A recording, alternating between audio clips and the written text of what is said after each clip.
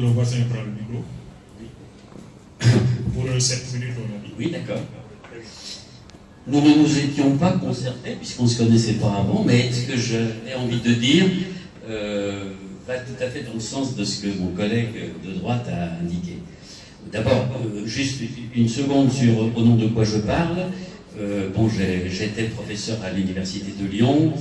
J'ai auparavant enseigné à l'EM Lyon, donc j'ai connu la business school privée, je dirais, puis l'enseignement public universitaire français, et maintenant, depuis une dizaine d'années, je suis professeur associé à l'Université Haute Nouvelle à Ouagadougou, donc contexte africain auquel je me suis intéressé au cours des dernières années. Je me suis toujours méfié des mots à la mode et du mot disruption. Alors, c'est pas le topo de Pierre qui vient de s'achever qui va me dissuader du contraire. Donc, au risque de vous décevoir, je ne vais pas du tout insister sur les aspects de disruption. Oui, bien entendu, il y a le digital, il y a le numérique, mais je pense que les autres intervenants vont en parler. Je me contenterai de dire 2 mots sur l'innovation et en ayant à l'idée que l'innovation, face à laquelle nous devons nous trouver dans l'enseignement de la gestion, y compris en Afrique, ne passe pas principalement par la technologie. C'est quelque chose que je voudrais clairement affirmer. Ça n'est pas par la technologie que nous allons résoudre les problèmes d'enseignement de la gestion que nous avons à résoudre. Ça ne veut pas dire qu'il ne faut pas, bien entendu, être à l'écoute, utiliser les outils que nos étudiants utilisent, etc. Mais innover pour moi, c'est 2 choses. Ça serait premièrement, et je vais revenir y compris sur des thèmes qui ont été évoqués ce matin, trouver des solutions à la tension inévitable entre d'un côté le devoir d'utilité sociale de nos travaux en gestion et la réflexivité critique. Nous avons un devoir d'utilité sociale de nos travaux, sociétal, de nos travaux de recherche et d'enseignement en sciences de gestion. Nous l'avons déjà en Europe, nous l'avons déjà encore plus en Afrique, dans le contexte africain.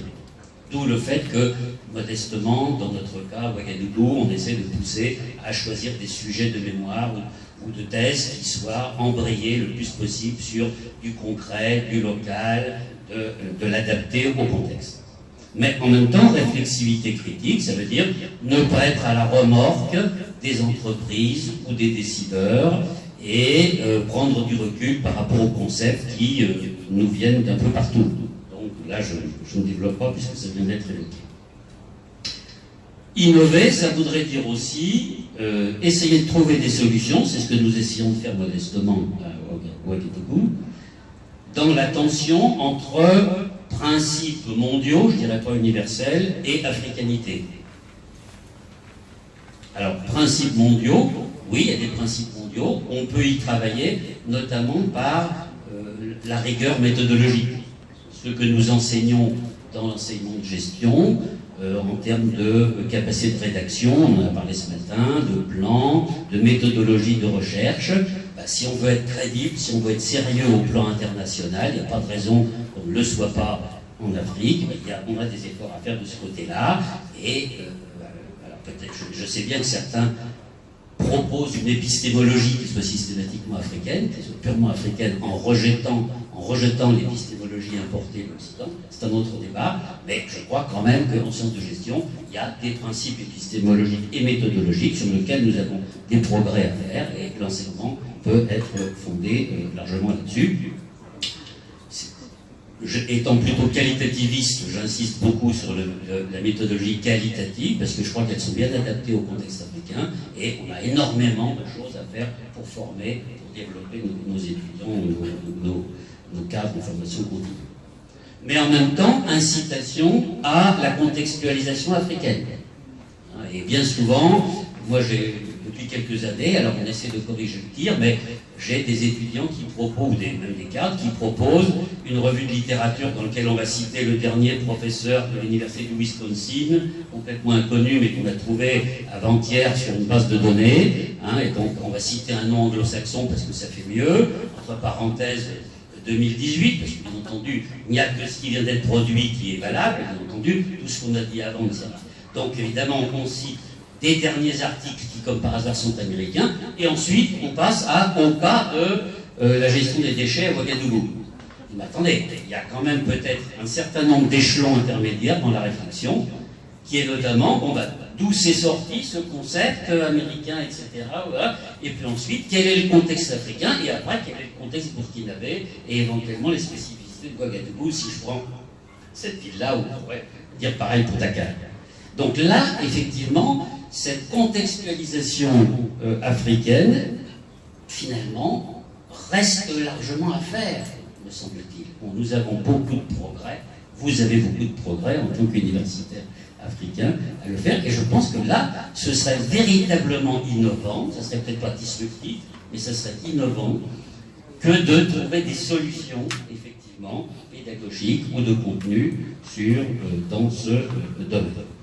Je termine simplement, puis je crois que j'aurais tenu dans les temps, sur les chances, au fond, que vous avez dans le contexte africain par rapport au contexte européen, le contexte français dans lequel j'ai évolué. D'abord, la rapidité, la flexibilité, j'allais même dire, du point de vue populaire en langue française, la débrouillardise. Au fond, les étudiants africains, ils ont déjà, c'est la flexibilité. S'adapter à des circonstances, savoir réparer des choses, etc. C'est toujours ce qui fait mon admiration. Donc déjà, il y a des éléments positifs de toute façon qui sont favorables à une certaine innovation et peut-être plus rapides que dans nos sociétés soi-disant développées. Je crois aussi que c'est le plaisir que j'ai eu moi à enseigner à Ouaga et dans d'autres villes d'Afrique, des étudiants qui ont soif d'apprendre, qui n'ont pas l'impression d'avoir déjà tout su, qui ne sont pas saturés d'informations et de connaissances, qui sont prêts à faire des efforts, et bon, ça, je crois que c'est extrêmement favorable par rapport à l'innovation dans l'enseignement de la gestion. Je crois aussi, pour terminer, que, pour rejoindre ce qu'on disait, ce qui a été dit ce matin par un Africain et non pas par moi, on ne sait pas grand-chose finalement sur l'Afrique de l'Ouest. On a plein de choses à découvrir du point de vue de la gestion en Afrique de l'Ouest. Si, pour ceux d'entre vous qui, bien sûr, être familiers des recherches, on sait bien que quand on tape en anglais Management Africa, bah, évidemment, on n'a que des trucs sur l'Afrique du Sud, hein, puisque en anglais, il n'y a rien que très peu de choses sont parues sur l'Afrique francophone, par exemple. Donc là, il y a un fossé énorme. Donc on sait encore relativement peu de choses sur l'Afrique de l'Ouest, et par conséquent, il y a une infinité de terrains nouveaux qui se présentent pour de l'enseignement, pour de la recherche, sans forcément chercher des problématiques nouvelles, mais par contre, en utilisant quelquefois des problématiques connues, mais sur des terrains sur lesquels ces problématiques n'ont pas été encore appliquées. Donc, personnellement, je serais plutôt en faveur de mots comme réinvention ou refondation d'un enseignement de la gestion en contexte africain plutôt que de disruption. Merci beaucoup.